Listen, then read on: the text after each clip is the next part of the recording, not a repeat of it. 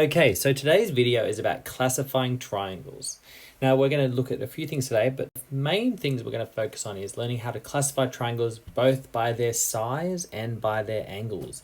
You may not realize that we can do both, but I'm going to explain how. And we're going to use terms like scalene, equilateral, and isosceles to classify triangles. And we're also going to identify whether triangles are acute triangles, right angle triangles, or obtuse triangles. Okay? So let's see how we go. We're going to firstly start with naming triangles according to their sides. Okay, so the length of their sides. The three terms we have today are, let me just get my pointer, equilateral triangles, isosceles triangles, and scalene triangles. Okay, you probably have heard of these ones. You probably definitely know what equilateral triangles are, but some people get confused with isosceles and scalene. And I know my class last year kept on calling them isosceles triangles, and we're going to try not to do that this year. All right, let's get started. So equilateral triangles are triangles in which all three sides have the same length. And because of that, all three angles are exactly the same. So you can see in this one that those lines here means all three of those sides are equal. So equilateral triangles means all three sides are the same length. The next triangles we talk about are isosceles triangles. And in isosceles triangles, two sides are equal, but the third one's left out, which basically means these two friends, this one says he wants to be the same size, and these two are like, no, we don't want to be part of it. So effectively, it's like grabbing an equilateral triangle and just dragging the middle all the way up like this. So isosceles means two sides are the same, but the third one is not the same length. Okay, so what I was saying there with an example was, if you took an equilateral triangle and you drag the middle up like this, these two lines still stay the same length, but the third one is a different side. Yep. Okay. Yep. So that's basically an isosceles triangle is when two of the sides are the same, but the third one is different. The last triangle we have is scalene triangles. Now in scalene triangles, every single side of the triangle is a different length. Okay. So you can see here that all three of these, 1, 2, and 3 are different lengths. Same as these ones and these ones. They're all different lengths. So you can see here, if we took an isosceles triangle and we just dragged that side point over to here, you would then make this one, which is where now this hypotenuse is a lot longer than the second side, in which case now all the three sides are different lengths. So that now becomes a scalene triangle, okay?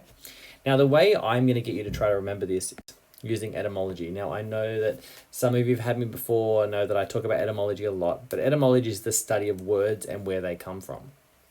Now equilateral comes from the Greek word which means equal-sided.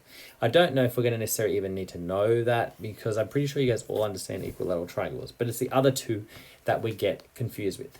Now isosceles triangles comes from the word equal leg. Okay, isosceles means equal legs. So if we think about the fact that legs have two sides, there are two legs usually on a person. So isosceles would be that the two sides are the same. And scalene comes from a Greek word which means unequal or bent. So if you think about the fact that it's quite often scalene triangles look like they've been bent to the side, okay, that means they've got no sides that are the same. So we have equilateral triangles in which they're all the same, three sides are the same. Isosceles, two sides are the same length, and in scalene triangles, none of them are the same length. All right, how's that? I hope you've understood that. Now we're going to try to add that to classifying them by their angles, because obviously triangles means three angles. So we can have acute triangles, right triangles, or obtuse triangles. All right, so picture it like this.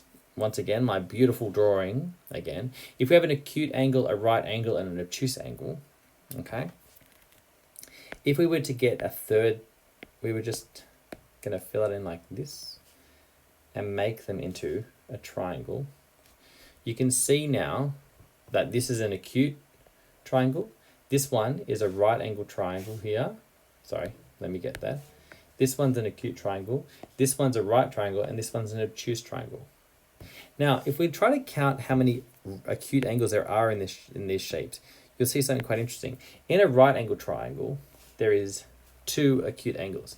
In an obtuse triangle, there is 2 acute angles. And in an acute angle, there is 3. So in every single triangle that you can possibly make, 2 of the sides have to be acute. So all we're looking for when we're trying to understand what type of triangle it is based on their angles is the third angle. So that's this one here, and this one here. If we know that 2 of the sides are going to be acute, then we're just looking at the third angle. And if the third angle is acute, then it's an acute triangle. And if the third angle is a right angle, then it's a right angle triangle. And the third angle is an obtuse angle, then it is an obtuse triangle. Okay? So an acute triangle, remember all 3 sides are going to be acute. 1, 2, 3. In a right angle triangle, 2 of them are going to be acute, because we knew that. And the third one is going to be a right angle triangle. And in an obtuse angle, 2 of them are going to be acute. So looking at the third angle, and the third angle is an obtuse angle, so it is an obtuse triangle. Okay? This should not be confused with the idea about scalene, equilateral, and isosceles, because those ones are measuring the lengths of the sides, whereas this one we're measuring the angles. Okay? And that's why it says, is it possible for a triangle to have both an obtuse angle and a right angle? Try to create one. I wonder if you could. A right angle, and it needs to have an obtuse angle in it as well. That would be a rectangle or some sort of quadrilateral. No, it's not possible. So, don't mind my bad jokes. Let's just keep going. Effectively, in this lesson, we're classifying triangles by their angles. When we're classifying triangles by their angles, we know that 2 of the sides of a triangle are acute, so we just need to look at the third angle. Okay? And when classifying triangles by their sides, isosceles has 2 sides the same and scalene has none. All right, scales. Bad spelling, Mr. West. Now you'll see here that sometimes you can have a right angle triangle here and a right angle triangle here. Now in this right angle triangle here, we have 2 sides that are the same and 1 side that's not. So it is a right angle triangle, but it is also a right angle triangle and an isosceles triangle. Because one of them we're measuring 2 sides the same, which is isosceles, and the right angle here means it's a right angle isosceles triangle. But if we look at this picture over here, we have a right angle triangle, so we know it's a right angle triangle. But all the sides are different lengths here, so it's scalene.